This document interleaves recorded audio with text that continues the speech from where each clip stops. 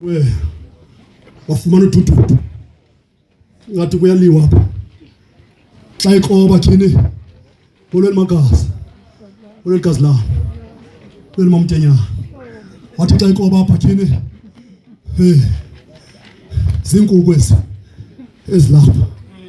zinkukhu ezilapha sawuthandaza kodwa xa ibheka ngoba abazalwane ndithethanga nomvangeli mna hana umvangeli wathi xa ibheka kukho le nkukhu zimane zixhoka seyimanyonywana le nkukhu izimele seyingokho le nkukhu umnikazi wenkukhu akekho usendlini uhleli kakuhle inkukhu zona ziyaxabana ehokweni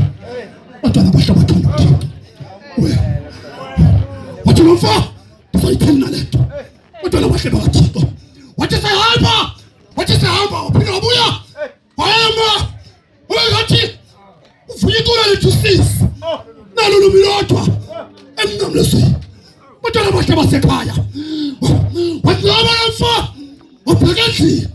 xa efika endlini wafika umnikazi wenkukhu emise nilenze othe hit bantwana bakahle ngathi inkukhu ziyaxhokana okwe bantwana bahle bakajoba inkukhu ziyahlupha zithanda ukuthoka bomama nani bobaba wathi nomfa wakena ethuka ngedolo wathi tata ndiyakukela ndiyaselinxeba apha ehokweni kwakho kukhona inkukhu elusisi lenkukhu lena bantwana bakaThixo lenkukhu lena seyimanyonywana ngoba ithokoze izinkukhu wathi lo tata hayi ngeke ndikwazi inkukhu wathi ngeke tata andiboni uyayithanda le nkukhu ngoba ayoluswanga ihlwasa izinkukhu mamuntu hamba mamuntu uThixo uyifulile indlela yakho bomama nani botata wambongoza wathi wavuma wayithatha lo mfo le nkukhu umntanayo inkukhu uthe befika kwindawo ehlikayo wafika le nkukhu ekhathele kunjalo nje lidiniwe usayibonile ngoba inkukhu ziyaxhoka bantwana bakaThixo sayibonile wabheka lo mfo wayibrata le nkukhu wayithatha wayibeka esandleni watshintsha igama layo wathi lukhosi funga lentwana wathi bayithatha ayibeka esandleni wathi khosi ndisa ngoba kaloku wena uyantekana lapha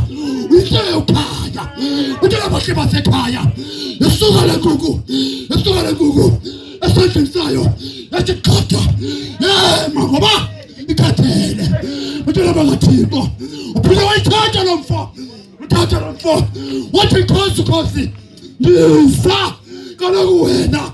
ayontekana lapha uyinhleke ukhanya aphinde le nkukhu ngoba ikhathele wathi qatha njengawe ukhathele udiniwe nale ngxaki yakho awusayithandazeli bantwana bakaThixo kodwa khawuthethe iposition